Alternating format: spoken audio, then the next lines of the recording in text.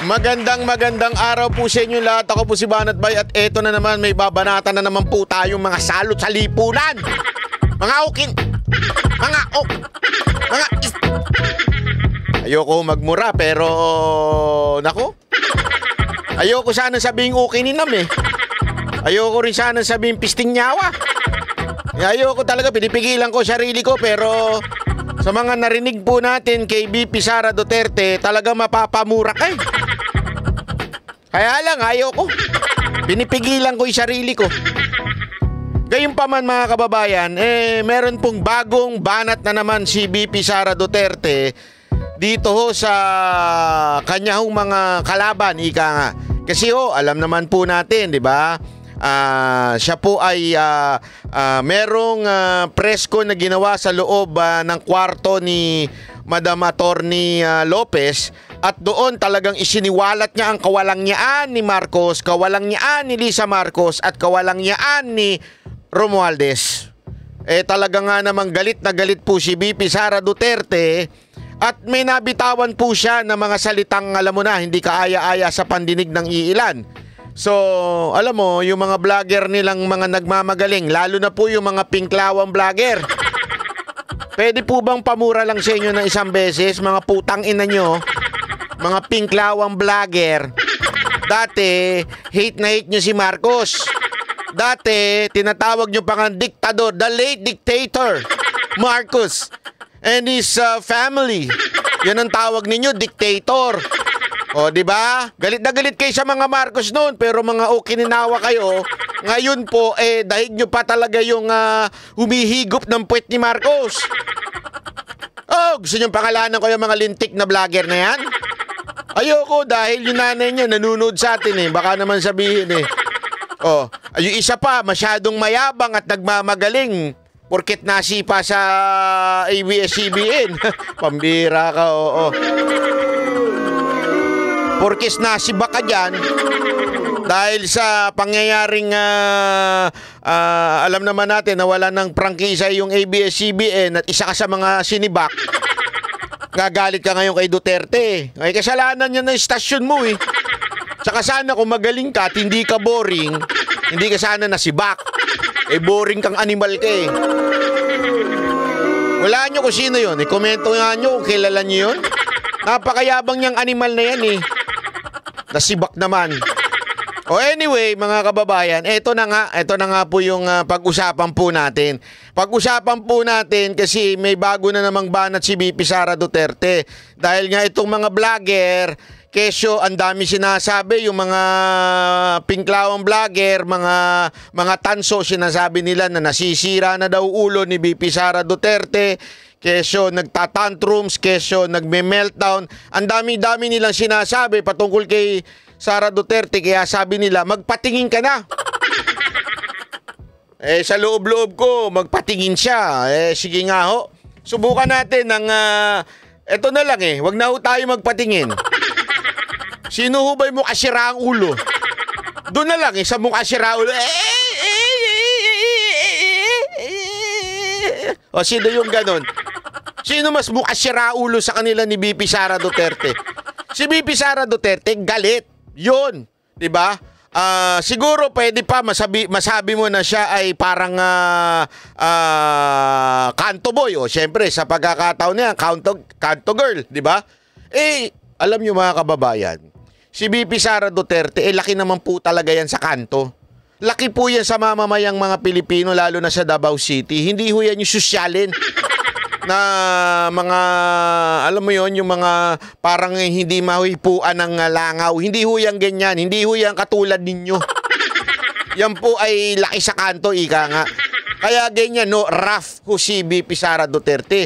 Pero malayo yun sa pagiging siraulo. Siraulo, gumaganong-ganon. Yun na siraulo. Diba? Mantakin mo.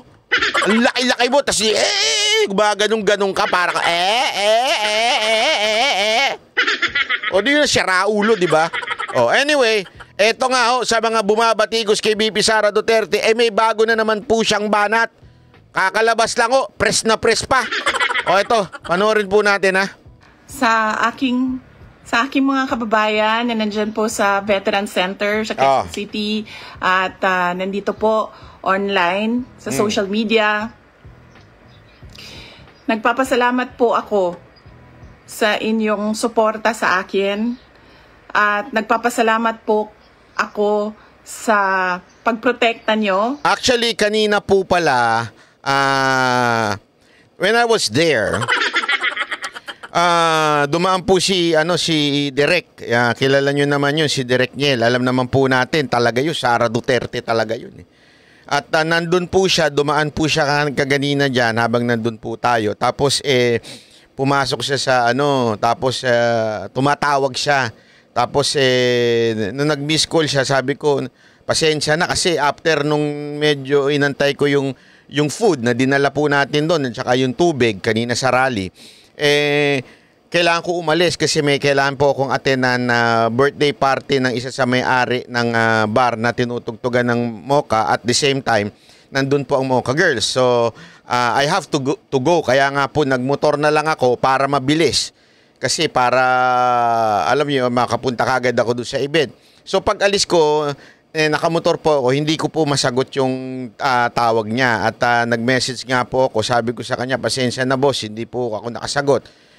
Gusto pala talagang, sabi niya, gusto palang magbigay ng mensahe ni Madam doon si Madam BP po, doon sa labas. At ito na nga po ata yung mensahe na yon. Ito po ata ay na-play sa labas po ng dyan ho sa may veterans. So ito po yung mensahe ni BP Sara Duterte. Unang-una po kay Yusek Zulaika Lopez at sa lahat po ng mga personnel ng Office of the Vice President. Lalong-lalo na po bukas dahil meron na naman pong hearing doon sa House of Representatives na ang Committee on Good Governance. Nagpapasalamat din po ang pamilya ni Yusek Laika Lopez, lalong-lalo na ang kanyang ina na si Nina Tanglao, sa inyong tulong sa kanyang anak, sa inyong pagbabantay sa kanya. Alam po natin, malaki po yung trauma na pinagdadaanan niya ngayon. Ako din, gusto ko din magpasalamat. Handali, papapel na rin po ako. Hindi, nagpapasalamat ako. Bilib po ako dun sa mga pumupunta po dyan. Mula po nung bago pa po ilipat yung si attorney o si Yusek Lopez, nandun na po tayo sa Kamara. Nandun po tayo sa Congress. Nakita po natin kung paano nila hindi pinapasok yung ambulansya. Habang nag-aantay, habang nakikiusap yung Office of the Vice President na papasukin yung ambulansya dahil nag-faint na nga po si Yusek, ang tagal ho bago ho papasukin. At hindi ho yan ipinakita o binidyo o human lang o binalita ng kahit na anong mainstream media. Ganyan no kaululyo mga yan. Alam nyo, malaking issue po kasi yun mga kababayan. Nandun po tayo at talagang nakikita natin, alam mo yung emergency, yung mga security guard doon, nakatunganga. Yung mga pulis doon, nakatunganga. Yan yung sinabi mismo ni BP Sara Duterte. Instead na tumulong, may standoff pa na nagaganap. Nandun lang sa labas yung mga pulis, naghahanap po sila. Ang Office of the Vice President at that time, kasi naririnig ko po sila Yung iba nasa labas, yung iba kasama ho ni BP. Alam nyo, as in, nakikiusap na nga po si Madam Sara, Madam BP, sabi niya, kahit na kanino sasakyan, basta kung ano na, ilabas na ho natin, i-ambulansya ho natin, dali na natin sa ospital, wala hong pumapansin. Ganyan kaputang inay mga yan. Pasensya na po pero gago talaga Yun o masasabi ko, gago talaga po mga kababayan. Hindi ho kasi mura yun Baka kasi sabihin nyo kagad na mura, mura ka na mura. Hindi ho. Gago is a definition. Kung gaano sila kagago. Gago talaga. Mantakin mo, meron ng sumusuka doon, meron ng hindi nagre-response doon, nakatunga nga lang yung mga nagbabantay. Ganun no sila sabi ko nga ho, hindi na ho kagaguhan yan, hindi na ho kademonyo, at demonyo na ho ang tawag dyan. Para na kayong mga sinapian ng demonyo na may gusto kayong mamatay. Kaya nga ang nabanggit ni BP Sara Duterte doon, attempted homicide na something like that Kasi hinahayaan nyo na ho meron ng bumulagta, hindi na nagre-response. And yet, nakatunga nga kayo. Patay mali siya yung mga animal na yan. And may video po ako dyan, ha, mga kababayan. May video po ako. Nasaan po, tingnan ninyo. Nasa channel ko, in-upload ko yan. Actually, naka-live pala. So, live po nangyayari ang ganun no sila kawalang niya. After nun, dumiretso sa dapat St. Luke's, pero diniretso sa veterans. Tapos nandun po rin po tayo sa veterans, itinakbo sa St. Luke's, ibinalik sa veterans. Nandun po tayo. At nandun din po tayo nung second day at nung third day. Alam nyo mga kababayan, gusto ko lang magpasalamat to sa mga sumusuporta. Alam ko marami sa inyo hindi maka-attend dahil maraming dahilan. Okay, naintindihan ko ho yun. Kasi meron kayong trabaho, di kaya meron kayong family matters, or medyo malayo sa lugar nyo yan, o di kaya medyo siguro iba sa atin, may edad na, medyo may sakit, hindi kayang pumunta. Naintindihan ko. Pero gayon pa man, ako'y nagpapasalamat po sa mga kababayan natin, yung mga vloggers na nandyan. Maraming salamat po. Mabuhay po kayo. Thank you very much po. Kaya nga nag-usap-usap po kami mga banateros from time to time pupunta po kami. Sumunod po dyan si Master Judea. Sumunod din po si Coach Oli. Si Jay Guevara naman, kasama ko din po. Si Boss Dada, nagkataon lang ho, nasa Amerika. Nagpapakasarap. Ay, hindi. Biro lang, biro. Bago! Hindi. Meron po kasi siyang tinanggap na award. At bago naman nangyari ito mga to, naandun na po siya. Kaya wag po natin sisihin. Hindi, ganun po talaga mga kababayan. Alam mo, nakakatuwa po yung mga naandyan. Hindi lang po yung mga vloggers. Kahit yung mga simpleng mamamayan na nagpupunta dyan. Alam mo, ako nga, tumataba yung puso ko, hindi lang yung katawan ko. Alam ko, tumataba rin yung katawan ko. Pero yung puso ko, pag mga nakikita ko yung mga Grab rider, basta yung mga, hindi ko alam kung ano pang ibang kumpanya yung mga nandun, nagpupunta sila doon. Tapos, lalapit sila sa akin, sir, narinig po namin kayo, napanood po namin, kaya nagpunta po kami dito, napadaan kami, kahit po nagtatrabaho kami ngayon, dumaan kami para man lang makisiporta kahit sandaling minuto lamang. Kasi naintindihan ko every minute counts sa trabaho ng bawat tao, lalo na kung ikaw ay rider, 'di ba? Yung sabihin yung delivery o di kaya yung food grab, yung mga ganyan, trabaho ho 'yan. And yet nagbigay kayo ng kaperasong oras. Maraming salamat po. At marami ho tayong kababayan na naandyan na may mga trabaho and yet nagbigay po ng oras. Alam nyo, tuwing pumupunta ako dyan, sa totoo lang, pasensya na po, ayoko talaga magsalita. As much as possible, ayoko po kasi feeling ko sawang-sawa na kayo sa bunganga ko. Araw-araw ako may video. So feeling ko sawang-sawa na kayo. And yet, paulit-ulit akong tinatawag upang magsalita dyan. Pero alam nyo, ang gusto ko lang sabihin sa inyo talaga, salamat nandiyan kayo. Salamat dahil kayo ang talagang matuturing kong mga bagong bayani. Mahirap yan, alam mo yun, buong araw kayo nakatambay dyan, buong araw.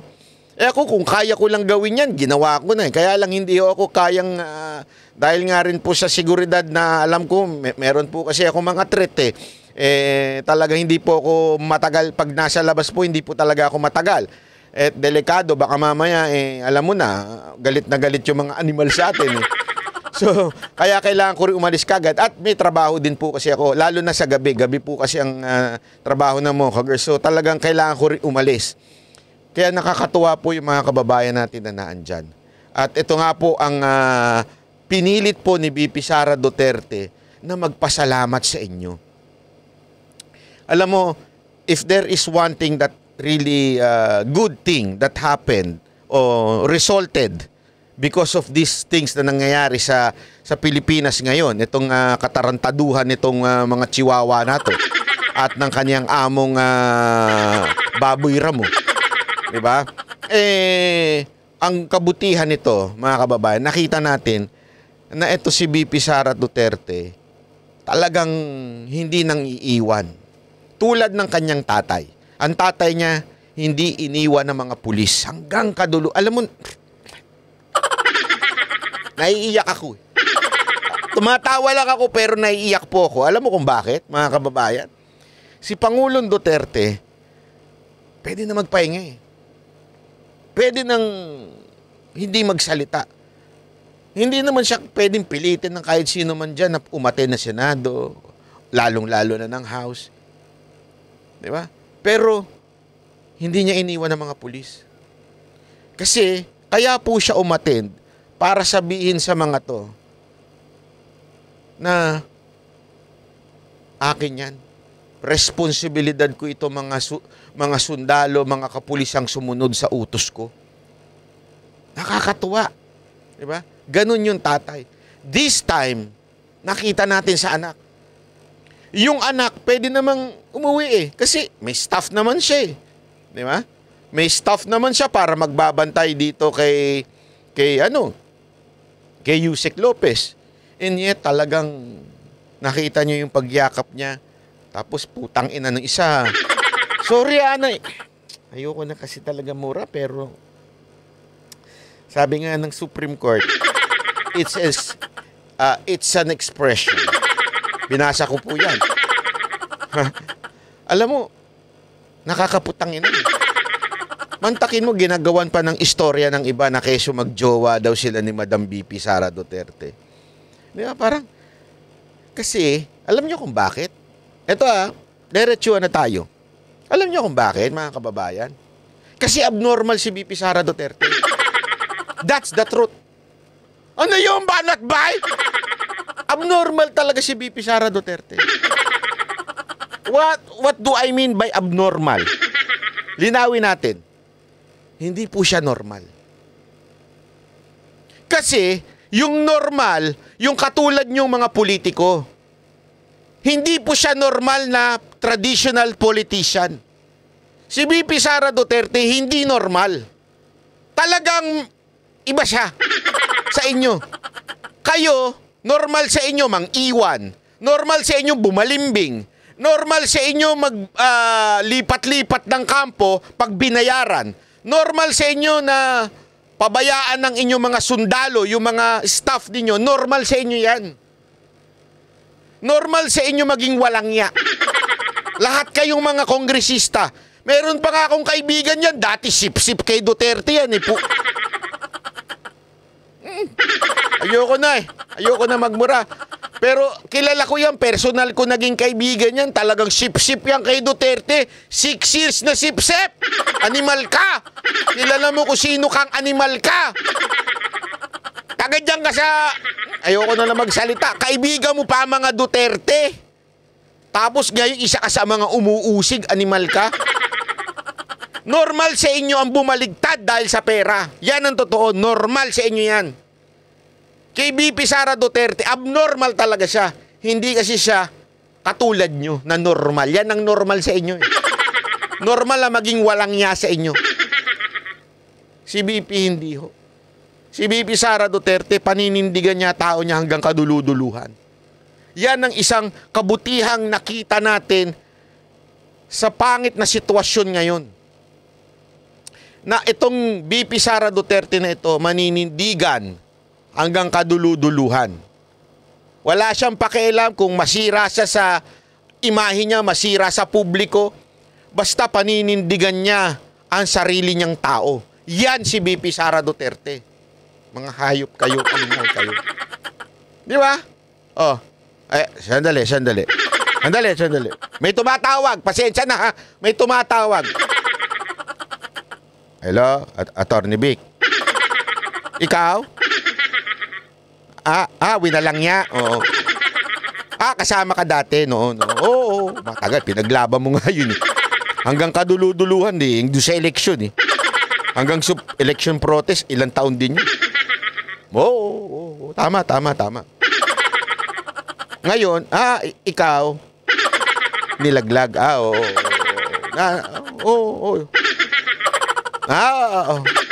Sige, sir.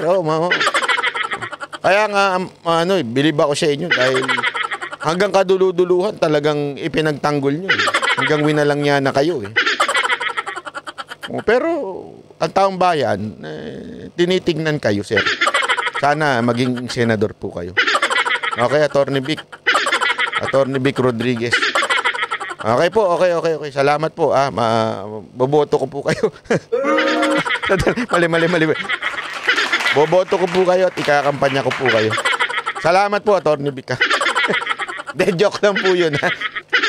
Baka mamaya sabihin ninyo. De joke lang po yun. Joke lang po na tumawag siya. Hindi po siya tumawag. Ang totoo doon, yung nilaglag siya. Winalang niya siya. Ang layo, di ba? Yung sinasabi ko, ang layo ni Bibi Sara Duterte. Talagang abnormal si Bibi Sara Duterte. Yung kanyang ugali, hindi katulad ng ugali ng mga pangkaraniwang politiko. Kaya abnormal ho siya.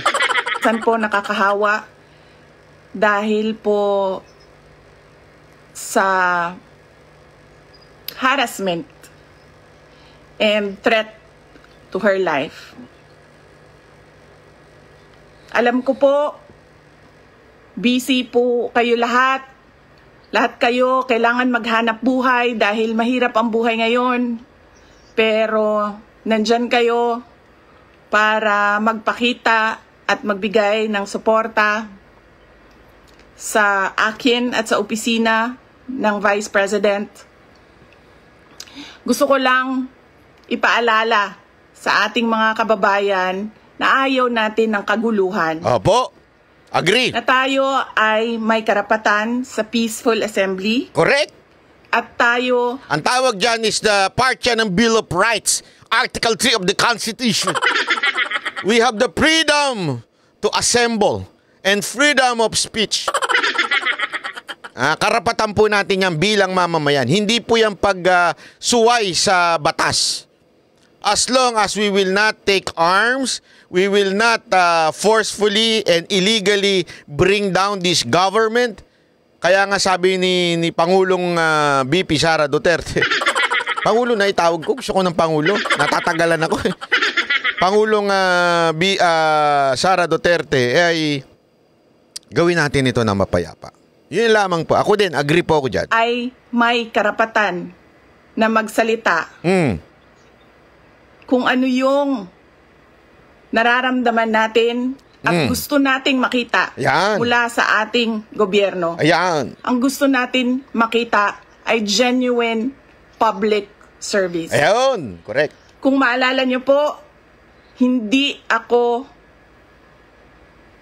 sumama o sumali kahit sa anumang panawagan ng pagtanggal sa Pangulong Marcos sa kanyang pwesto. Bumisita ako sa rally ng Kingdom of Jesus Christ sa Bonifacio noon dahil nakiramay o nagkipagsimpatiya ako sa kanilang nararamdaman at hirap na pinagdadaanan. Ang lagi kong panawagan sa taong bayan ay hingin, idemanda sa gobyerno na ibigay nila ang serbisyo na karapat-dapat para sa mga Pilipino. Yun. Simulan na natin sa mga campaign promises. Yan. Dapat po, pag ang politiko ay nag-promise na magbibigay ng ano? ng 20 pesos per kilo Yun. na bigas. Dapat ay tinutupad yon. Naku po, patay tayo dyan. Dahil binoto ka ng mga tao base sa mga sinabi mo. 20 pesos na bigas. Madam Sara, fake news kayo. Bakit? Meron na 20 pesos. 20 pesos na ang kanin ngayon. Sa mga fast food. Yung isang ganun. Actually, di nga fast food. 20 pesos na. Hindi po. Tama po yung sinabi. Bigas po pala, bigas. Hindi kasi minsan pag nakakita ako ng 20 pesos na kanin, yung ganito kaperaso, yung ang liit-liit. Yung parang isang ganun mo lang, pag sinubo mo, isang subo lang, 20 pesos na. Naalala ko yung 20 pesos na pangako na yun. Base sa mga kampanya mo. Mm. Kaya dapat binibigay yan lahat. Kung ano man ang sinabi ng isang tao, ng isang politiko, ng isang kandidato sa entablado, dapat nakikita yan ng taong bayan. At higit pa, dapat ang nakikita natin. Hindi tayo dapat naghihirap, hindi tayo dapat pinapahirapan, kundi dapat nagpapakitang gilas ang ating gobyerno na sila ang pinakamagaling pagdating sa hustisya at karapatan ng mga mamamayan at kabutihan, kaunlaran at peace, kalinaw, kapayapaan sa bayan. Ulitin ko, dapat hinihingi natin sa ating pamahalaan ang karapat-dapat para sa isang maunlad at mapayapang lipunan. Mga kababayan, nararamdaman ko kung ano yung matagal nyo nang nararamdaman. Ayun. Sinubukan ko na magtrabaho ng maayos sa Department of Education dahil yun naman ang aking pangako sa inyo. Ginamit ko ang pangalan ko, Sara Duterte, Inday Sara Duterte. Sabi ko sa inyo, trabaho, edukasyon, mapayapang pamumuhay. Pero, anong nangyari? Binastos ang budget, ang Department of Education. Winalangya. Hindi ko na kailangan magbigay ng ebidensya.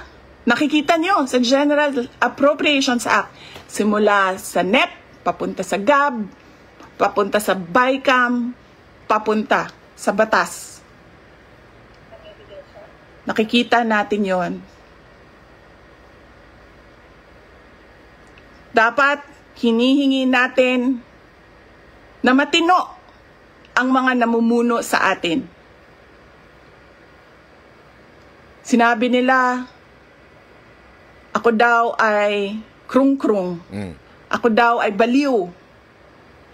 Ako daw ay wala sa tamang pag-iisip. Ano bang sabi ko sa inyong lahat? Psychological test, kahit ano yan, neuropsychiatric test, kahit anong pang test yan. Gagawin ko yan. Dagdagan ko pa ng drug test. Ayan. Pero dapat magpa-drug test ang lahat ng mga nagtatrabaho sa Office of the President, sa Office of the Vice President, sa lahat ng opisina ng Senado, sa lahat ng opisina ng House of Representatives, sa lahat ng departamento ng ating bayan, ng ating pamahalaan. Ayan po ang hamon ni Madam BP Sara Duterte. Kurung-kurung ako? Ha? Kala nyo ako si Sandara Park? Kurung-kurung ako, ha? Hindi po, sabi niya. Payag ako, paano tayo lahat ng exam? Psychiatry, ano yun? Psychological test? Kung ano-ano pang test? Gusto nyo pregnancy test pa? Ako nga, payag. Sana nga, pati HIV test. Dahil sigurado ako yung mga manyakol dyan, may mga tuluya mga animal na yun. Balita ko, dami daw manyak dyan. Kasi siyempre, alam mo na, pag nagdodroga, di ba? Palit-palitan yan. Ng kuwebang pinapasok. Hindi ako nagbibiro. Tingnan nyo yung KPDD.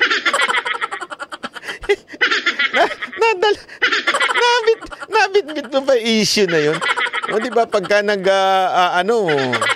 pagkatapos nun, kanya-kanyang palitan na yan ng partner. Kaya sigurado ako, pagka isinama mo yung HIV test, sigurado ako, daming positive dyan. Lalo na, may balita ako, may mga manyakol daw dyan. At may balita ako, may mga ano daw dyan, alam mo na, sa talikod bumaba na. Di ba? Sigurado dyan. Anyway, yan ang sinasabi ni VP Sara Duterte. Sige, lahat ng test gagawin namin. Isama na natin ang drug test. Buong opisina ko. Yun ang gusto ko di ba? Ibig sabihin po, hindi ko siya, sige, test tayong lahat tayo magte-test. Mula sa Senado, sa Kamara, hanggang sa Office of the President. Naku po.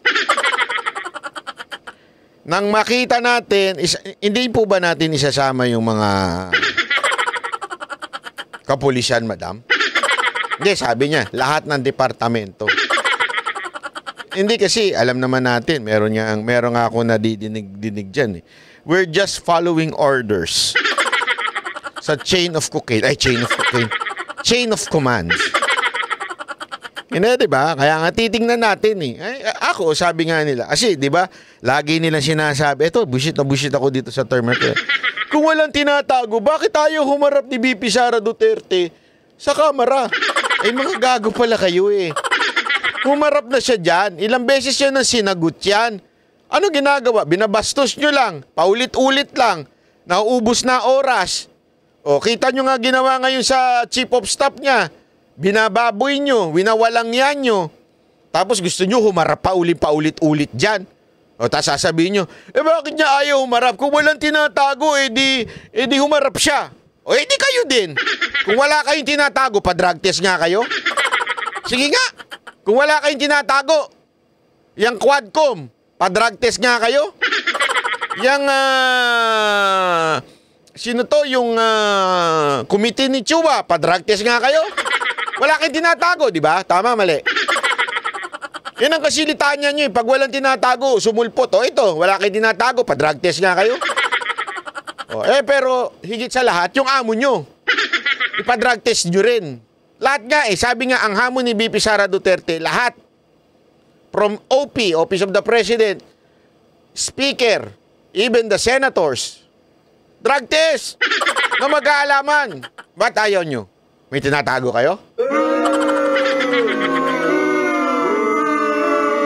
Bakit ayaw nyo? Sasabihin nyo, wala sa batas yung gunggong, wala kami sinasabing nasa batas yan. Ang sinasabi namin, yung confidence ba namin na ang namamahala sa amin, ang may hawak ng pera ng taong bayan, di ba? Power of the purse, pag ganyan-ganyan pa kayo, ay hindi adik. Adik. Di ba? Paano kami paano kung adik pala kayo? Di sigurado ubus ang pera ng taong bayan. Kaya nga gusto namin malaman. Huwag nyo na kaming daanin sa, hindi, illegal yan, hindi ano yan. Wala yun sa batas. Hindi. Yan po ay wala sa batas pero delikadesa ika nga o kaya yung kusa na lang ninyo na kami may hawak ng pera ng taong bayan, kami nagdidesisyon ng budget. Kaya sisiguraduhin namin yung bulong-bulungan na merong session na gaganap ay hindi totoo. Yung bulong-bulungan na merong tuwing nagpa-party kayo ay merong nagaganap na hit-hitan. Para mapatunayan natin walang ganyan. Drug test tayo. Buhok ha? Hindi pwedeng lang kasi kita mo nga si Ka Eric kahit walang buhok kinuha na nagpa-drug test. Di ba? Pa-drug test tayo lahat. Nakay ng wetig Sama nyo na yung vlogger ninyong malakas tsumupa. Ay, sorry. Pasensya na. Ayan na naman tayo Pasensya na. Sorry. Hindi kasi, di ba? Kaya nga palipat-lipat sa mga animal na yan Pag may pera, dun sila. Bakit? Hindi naman po makaka-lollipop yan.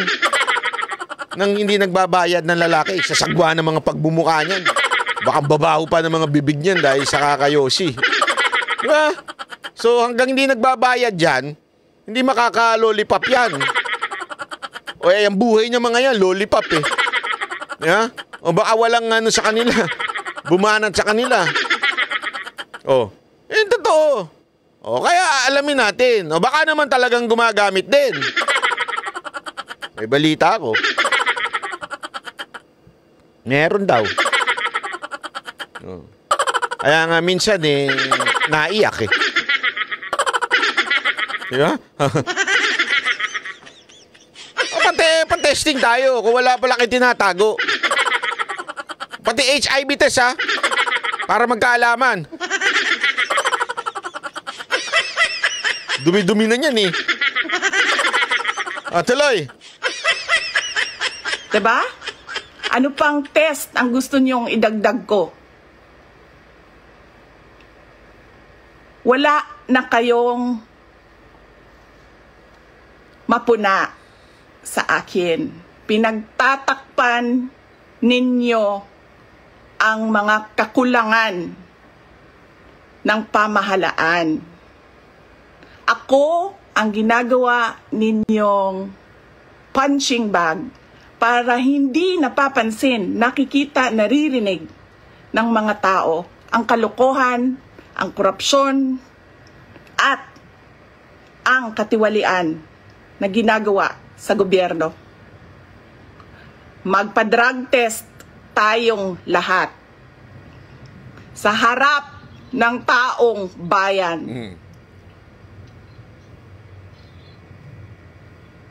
Dalawa lang yan, mga kababayan. Ibigay namin ang mga pangako namin sa inyo noong nangangampanya kami. At papakita namin sa inyo na matino kami. Magpapadrug test kaming lahat. Simulan namin sa Office of the Vice President. Yan, gusto ko yan.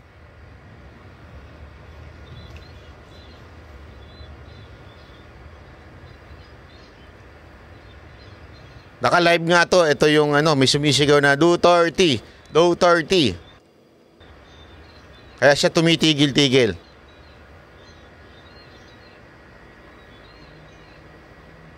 Ayaw nila tayo tigilan. Dahil hindi tayo sumusunod sa kanila. Hindi tayo nabibili ng pera. Ano pa ba ang kailangan ng isang taong sanay na sa hirap na wala na siyang ibang alam kundi ang maging mahirap dahil hindi niya nakikita ang hustisya mula sa gobyerno? Mabibili mo pa ba yan? Hindi na. Dahil ang tao sanay sa hirap. At mali yun. Mali yun. Na ang taong bayan ay naghihirap. Tandaan ninyo kaya yan napunta dyan sa issue na yan because of the issue na nag-meltdown daw si VP Sara Duterte by saying yung sa threat. Kasi yun ang pinaka-pinuputok ng butchi ng mga media ngayon eh. Yung threat daw ni VP Sara Duterte na kapag siya po ay pinatay, siya daw po ay may inutusan na. Diyan nagsisimula yan. Kasi mamaya, papatunayan ko sa inyo sa pamamagitan ng paliwanag ng isang napakagaling na piskal kung bakit hindi po iyaan ay krimen yung kanyang sinabi. Okay? Antay natin, antay.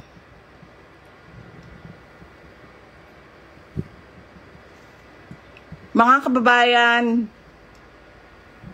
ulitin ko ang aking pagpapasalamat sa inyong suporta, sa inyong pagprotekta, at lalong-lalo na sa inyong pagmamahal. Nararamdaman ko yon.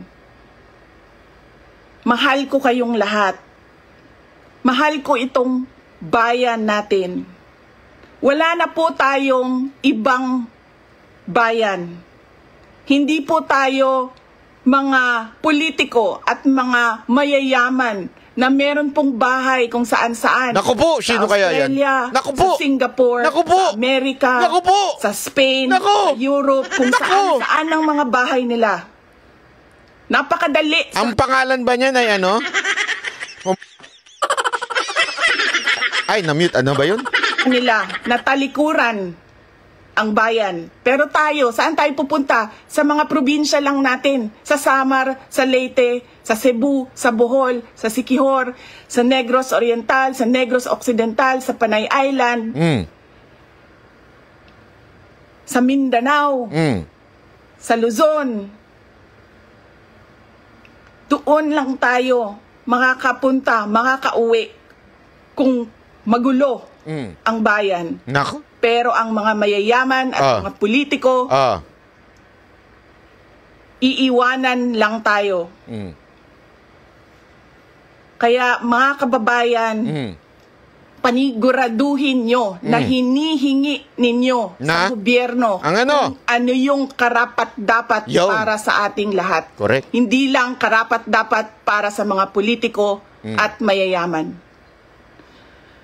Nagpapasalamat po ako at paalala po ulit sa inyong lahat, peaceful assembly. Yan.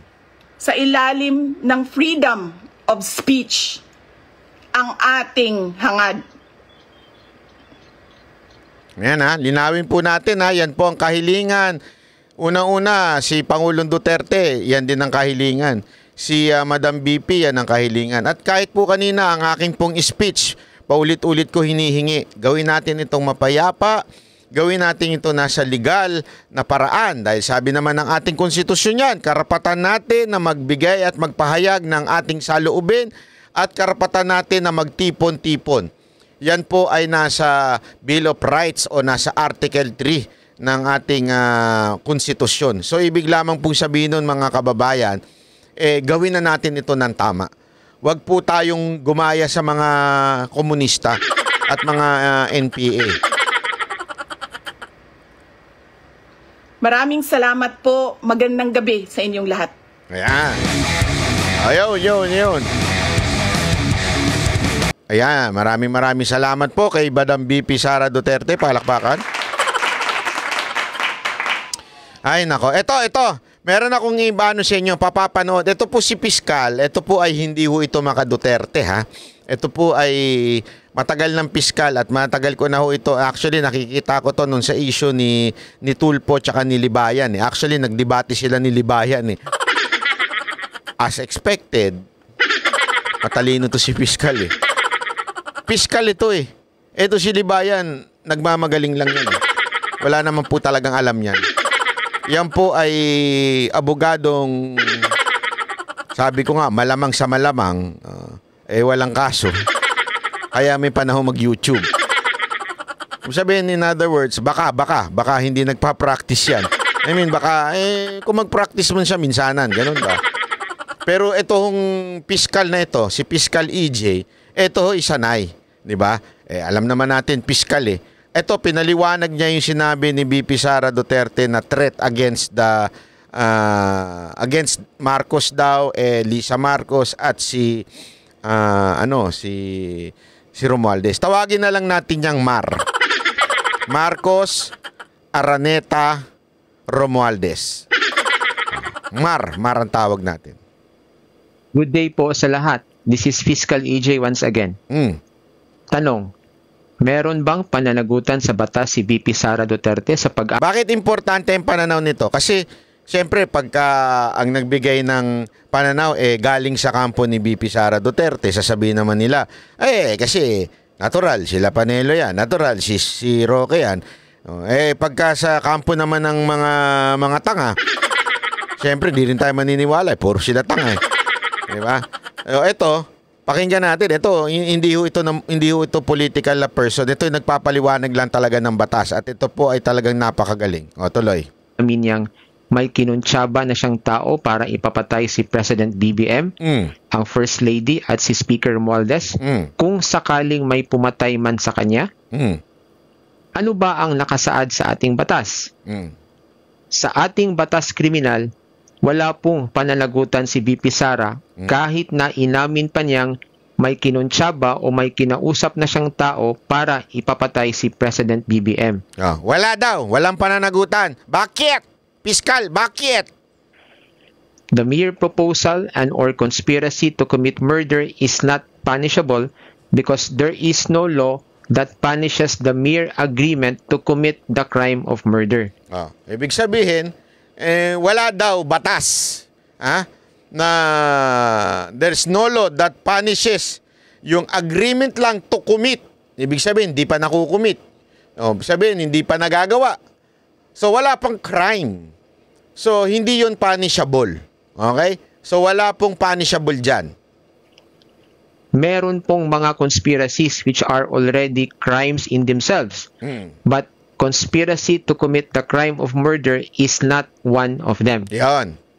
Gaya ng sinabi Conspiracy. Kunwari, mga conspiracy na merong Talano Gold. Ganun. Tanginan talaga si Sangkayo. Woo! Naalala ko na naman yung hayop na conspiracy na yan eh. Tuloy! ko na sa previous video, an agreement to murder another person, no matter how evil or reprehensible it may be, is not punishable. Nullum crimen, nulla pena sine legi. Nulong kuruman, kuruma kakangkarang karagi. Ano ba ito? Bisaya ba ito? Ilonggo? Baka naman Hapon. Baka naman Nihongo ito. An agreement to murder another person, no matter how evil or reprehensible, is not punishable. Kasi nga, wala pa, hindi nangyayari pa. An agreement to murder. To murder pa lang eh. Wala pang murder. There is no crime when there is no law punishing it. Yon. Walang krimen kung walang batas na nagsasabi na ito ay isang krimen. Yon. Dati, sa panahon ni former President Ferdinand Marcos in 1977, he issued Presidential Decree number 1110-A, making it punishable to conspire against the life of the President or of any member of his family or against the life of any member of his cabinet. So may ginawa pa lang nag-issue pala siya ng Presidential Declaration number 1110, making it punishable to conspire against the life of the President. Self-serving talaga itong mga Marcos. Or that of any member of the cabinet member's family. Death penalty ang parusa. In 1980, he issued another presidential decree, PD number 1743, amending PD 1110-A. This time, including members of Congress, the Supreme Court, the Constitutional Commissions, the general officers of major services and commands of the armed forces of the Philippines, or any member of their respective families. However, so pag nag-threat daw, inamend, sinama na yung iba, hindi lang yung presidente. 1987, President Cory Aquino, through Executive Order number 183, repealed the said presidential decrees. Kayo naman pala. Kayo naman pangalintik na mga dilawan pala nagtanggal niyan. Tapos gayon, atat kayo. Hindi! Hindi kasi napapanood ko yung mga pinklawan taing vlogger sila eh. At saka yung isang pinklawan na tinanggal sa ABS. Ito. Kasalanan nyo pala eh. Kasalanan pala ng bata nyo si Cory Aquino, kaya hindi pwedeng kasuhan si VP Sara Duterte. Tinanggal nyo pala yan eh. Tapos gayon, talagang kulang na lang sa inyo, magwarla eh. Gusto nyo talaga makulong si VP Sara Duterte. Meaning to say, binura ni President Cory ang mga presidential decrees na inisyu ni President Marcos. Pinawalang bisa ni President Cory ang mga presidential decrees na nagpaparusa sa crime of conspiracy to take the life of the President. Kasalanan nyo. Di ba? Kaya simula noong June 5, 1987 hanggang ngayon, hindi na po krimen ang conspiracy to commit murder against the President.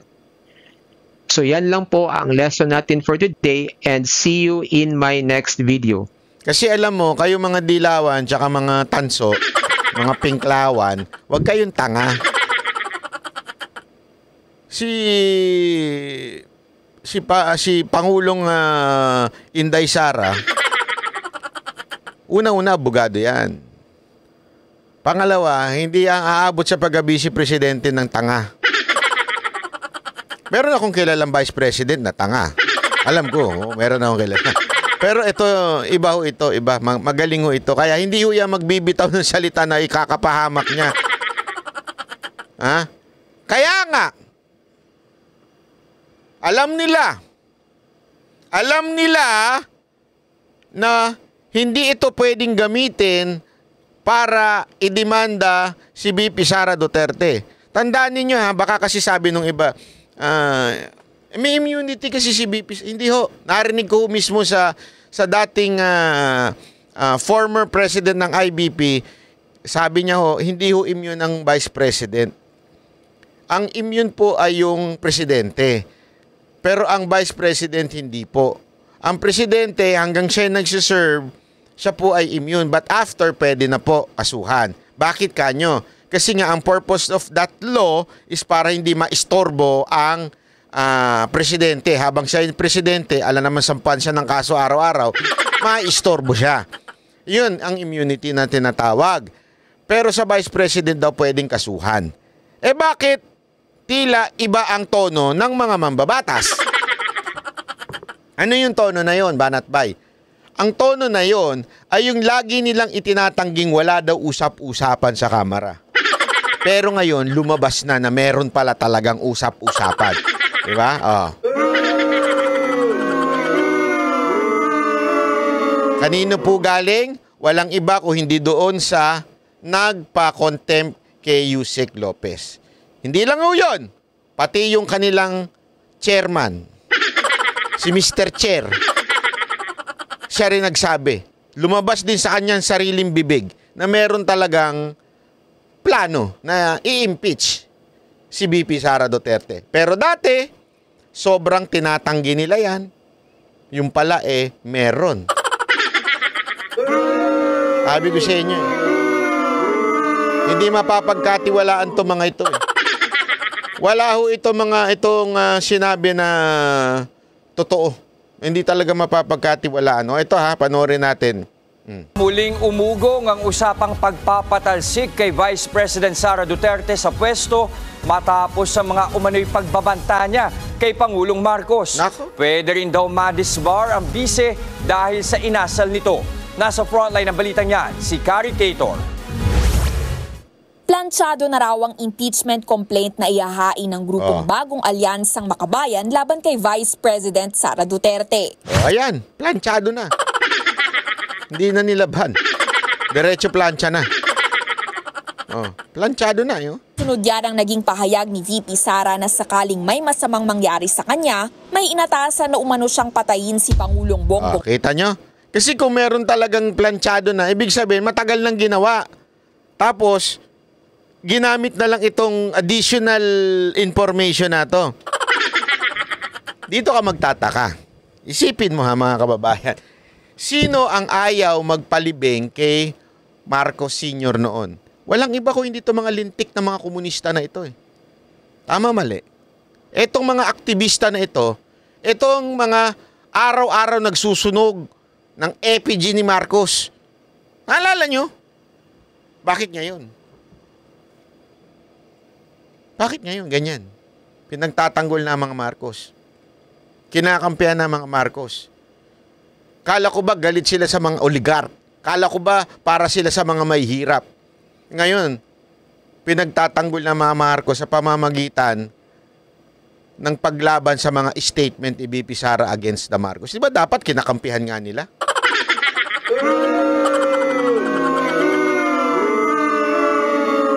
Ma'am Castro, ang tanong magkano? Hindi ako nagtatanong lang ha. Ito, pure question. Malaki po ba ang bigayan? Kamusta po ba? Project ba ang binigay? Sa inyo ba ibinigay yung contract? Mga ganun? Na mga gagawa? O baka naman ha, baka lang. Ito yung nagtatanong lang. You better watch out. You better not cry. Bakit kanyo? Hindi kaya biglang maabsuelto si Franz Castro sa kanyang conviction bilang isang kriminal? Hoy, totoo yan. She is a convicted child abuser. Hindi kaya ito, ako, ano lang ito, naglalaro lang sa aking isip to. Hindi kaya kapalit niyan, kasi tandaan ninyo, inapil nila yan.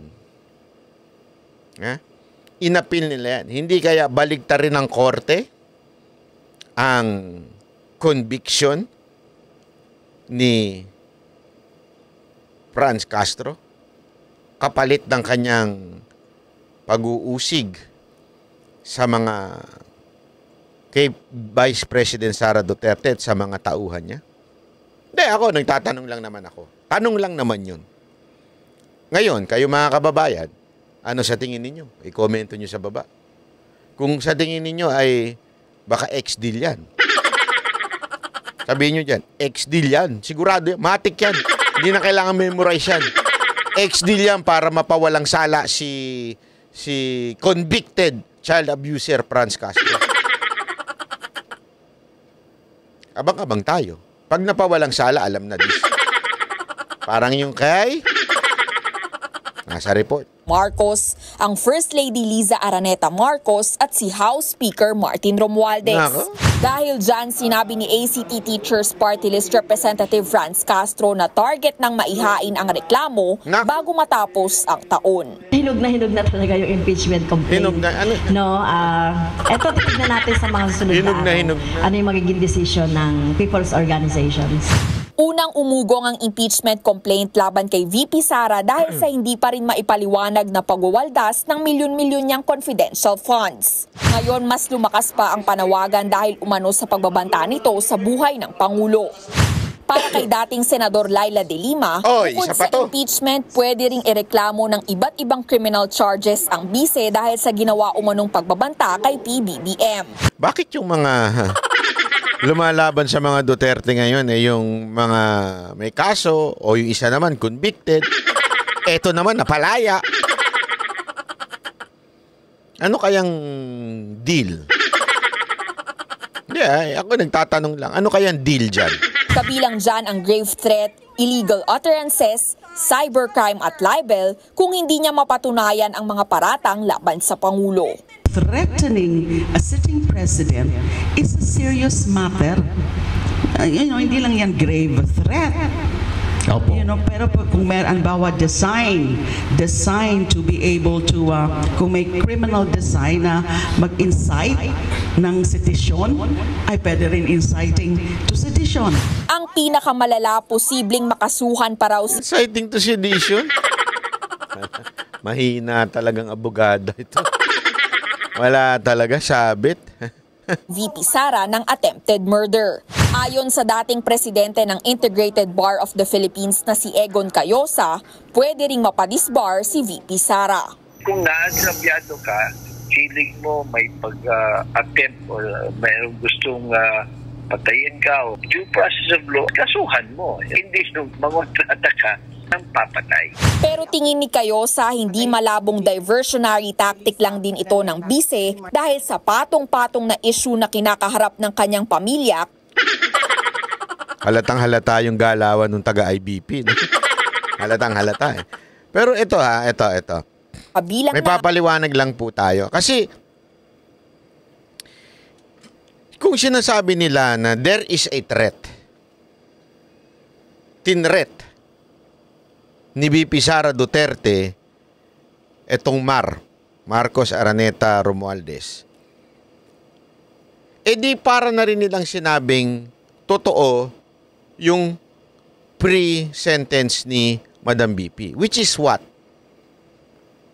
Kung papatayin nila ako. Tandaan ninyo, hindi po yan sinabing, hindi, papapatay ko sila. Magkaiba po yun. Kasi kung sinabi mong kung papatayin nila ako, eto gagawin ko. Hindi ko gagawin yan kung hindi nila ako ipapapatay. Nagigets nyo? So kung sinasabi mong there is a threat na papatayin ko sila, para mo na ni sinabing totoo yung sinabing papatayin ako.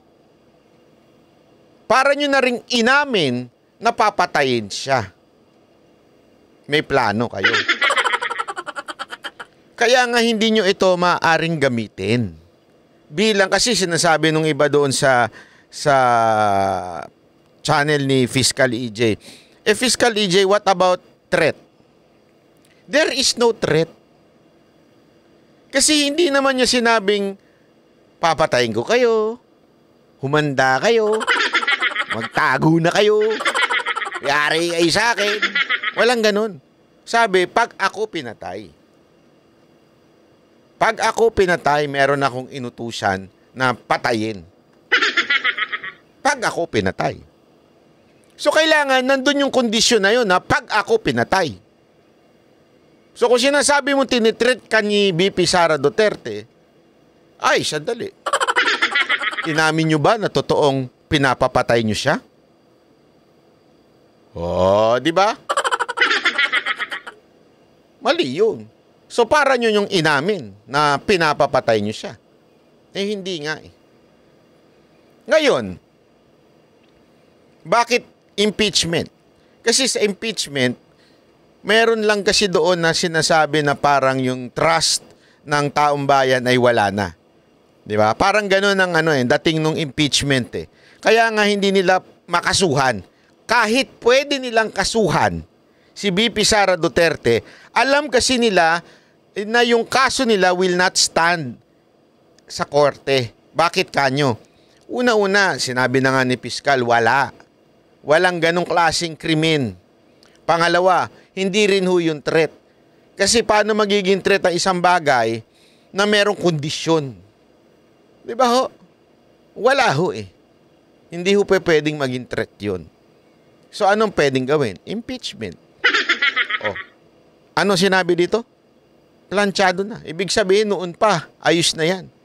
Idinagdag na lang itong additional na ito. Oh, baka sabihin nyo, si Castro yan eh. Alam naman po natin, madaldal yan, noon pa. Oh. Eto rin lumabas din actually medyo nabuking si Chua dito eh. Lumabas din sa bibig ni Chua. Ingay mo kasi. Kahul ka kasi ng kahul eh.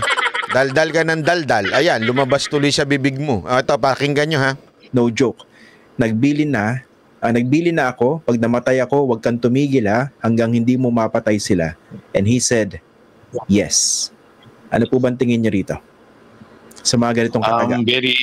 Very unbecoming of a Vice President. Sana po hindi na lamang po niya ito binabanggit dahil parang medyo hindi po akma sa posisyon po na kanyang hinahawakan. Pero should this be taken seriously? Or how seriously should... So hanggang doon lang yung alam nila eh. Very unbecoming yan of a Vice President. Sabi ko nga ho sa inyo, abnormal ho si Vice President Sara Duterte. Hindi ho siya normal na katulad ninyo. Na parang ang bait-bait, parang ang tinutino. Pero parang lang yun, parang lang. Hindi ho siya yung ganyan na parang kagalang-galang pero hindi naman kagalang-galang. Si VP Sara Duterte, hindi ho siya normal traditional politician na tulad ninyo. Kaya talagang hindi siya normal. Siya po ay katulad ni Pangulong Duterte na totoong tao. Pag may naramdaman sinasabi, hindi na memeke. Kung talagang galit-galit. Ganun ho si VP Sara Duterte. Ano ho siya? Same siya ng mga Pilipino, ng mga ordinaryong Pilipino. Hindi yung katulad nyo na nagpaplastikan kayo. Mantakin mo mag-sorry ka daw sa kanya at sinabi mo pasensya na, walang personalan ha. Kailangan lang talaga dahil hindi. According to VP Sara Duterte, na sinabi mo, Chua na kailangan nyo lang ng alam yun ha. Diba? Mukha ka palang ano.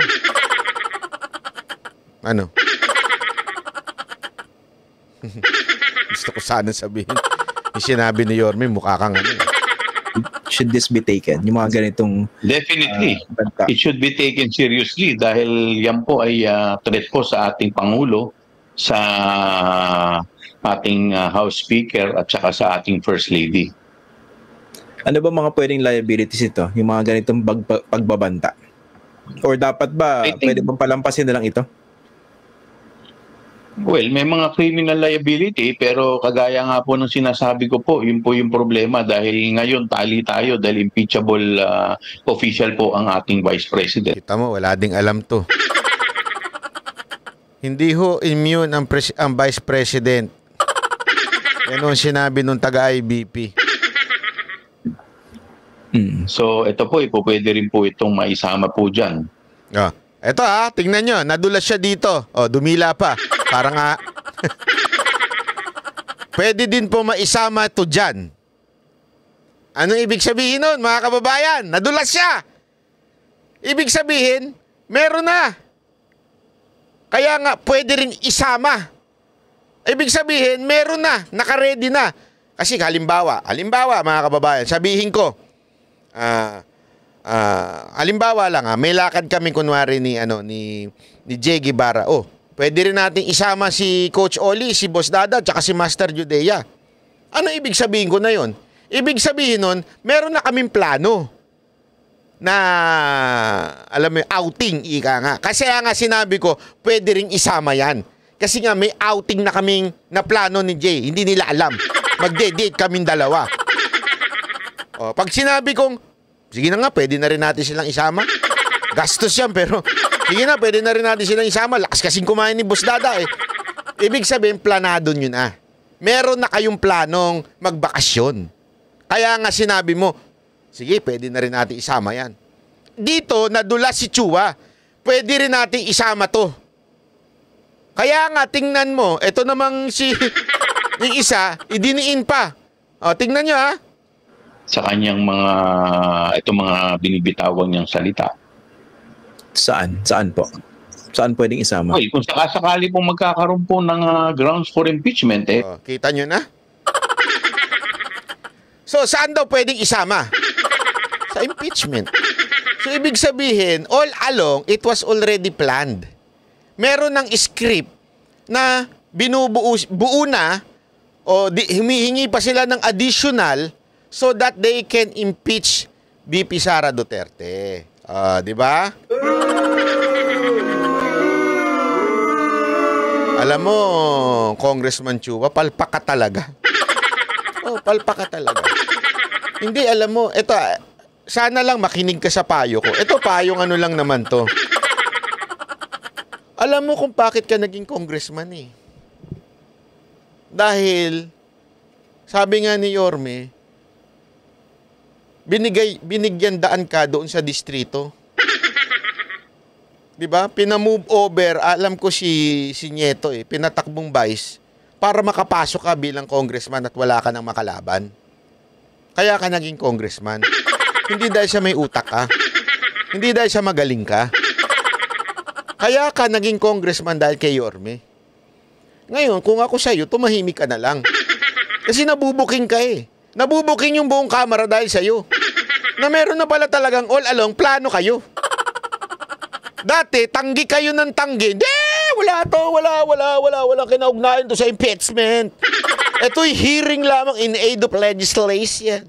Ganyan kayo ng ganyan nun walang impeachment. Wala. Hindi namin yan. Hindi nga namin alam kung saan yan nakukuha yan Pero ngayon, eto, pwede nga namin isama yan ibig sabihin, meron na kayong plano.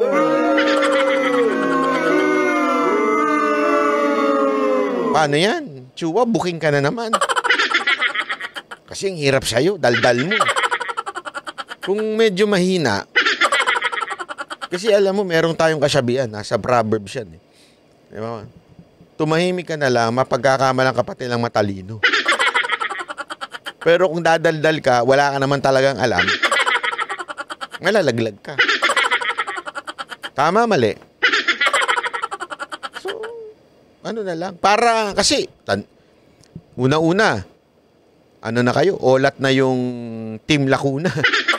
Olat na kayo Yung mga tao doon, sa Maynila, isa lang sinasabi, hindi, straight Yorme kami ngayon. Straight Yorme na walang ginawa itong Team Lacuna. Kaya straight Yorme na kami. Balik na natin yung kung ano yung Yorme's team o Yorme's choice, ika nga. Kaya nalalagay ka na sa alanganin. Walang biro. Kung ako sa'yo, tumahimik ka na lang. Kasi lalo mo lang nilalaglag yung sarili mo. Akala mo nakakapuntos ka. Gagalit na galit ang mga taga-Maynila sa iyo. Paano ko nalalaman? Siyempre, si Mocha nandun. Nag-iikot yan sa distrito mo Kahit yung mga tao na nakakausap, Ayun na sinasabi. Follower ako ni Banat Bay. Pinapanood ko si Banat Bay. Binabati ko po lahat, lalo na yung mga senior natin dyan sa District 3. Ang dami pong nagsasabi na nanonood sila at subscriber nila. Salamat po. Maraming salamat. Palakpakan po. Mama, mga taga District 3 ha. Lagi nyo lang tatandaan kung gusto nyo ng magandang buhay, masarap na buhay, Cookie ni Mocha. Pangalawa, tanggalin nyo na ho ang mga salot sa lipunan na tulad nito ni yung walang silbi. Hindi, totoo naman eh. Ano nangyari sa inyo? Di ba? Nagkaloko-loko yung sa mga senior nyo. Nagkaloko-loko. Maaring sabihin niya na pagpalusot si Congressman na Chua na wala siyang kinalaman dyan. Pero gayon pa man, Team Lacuna yan eh. So sana man lang sasabihan niya yung kanyang mayor o bakit ganito, ano ba nangyayari, bakit ganyan, nagrereklamo yung mga tao, bakit bumalik tayo sa pangit na Maynila, naging number 1 tayo sa pinaka-dangerous city. Pwede mong gawin eh, nakausapin yung team nyo. Kaya lang, mga kababayan ko sa District 3, pinabayaan ho yun eh. Ang utak ng congressman ninyo ay sundin lang si Romualdez at batikusin ng mga Duterte. Madam, mga sir, mga ma'am, kayo dyan sa District 3, alam nyo na malaki na itulong ng mga Duterte para sa kapayapaan ng Maynila. Diba? Alam nyo yan eh. Tapos yan ang ginagawa, yan ang inaaway ng congressman nyo. Siya ho ang ang ugat nitong kaguluhan ngayon kay Vice President. Siya po ang chairman niyan. Diba? Sabi nga ni VP Sara Duterte, lumalapit daw sa kanya, nagsosorry, walang personalan. Kailangan lang daw talaga. Diba? Ibig sabihin, mga taga District 3, hindi kayo inaasikaso nitong congressman nyo. Payag kayo nun. Tanggapin nyo kung merong binibigay sa inyo yung mga barangay captain dyan. Tanggapin nyo yun. Pero huwag nyo na iboto. Straight your mischoice kayo. Tanggalin nyo na ho. Ito si Abante, itong si Chua, at saka isa pa, yung isa pang nag-privilege speech. Yun ba? Lintik na nag-privilege speech na yan. Nakalimutan ko na yung pangalan. Tanggalin nyo na ho yun, ha? Dahil wala hong naitutulong na maganda ho. Kita nyo, planado na pala talaga yung impeachment. Ayaw pa nilang aminin noona. Puro kasinungalingan talaga ito mga ito. Di ba? Paano ba yan? Hanggang dito na lang po muna tayo. Maraming salamat po. At suportahan po natin ang mga hakbang ng pagtitipon para suportahan si VP Sara Duterte, ang buong opisina ng Office of the Vice President. Suportahan po natin. Hindi ko alam kung bukas dyan pa rin sa o ngayong araw na ito sa veterans pa rin o sa camera na. So, nood lang kayo sa YouTube, ma-update po kayo. Okay? Maraming salamat po. Ako po si Banat Bay. Bye-bye! Yan ang Banateros, boses ng ordinaryo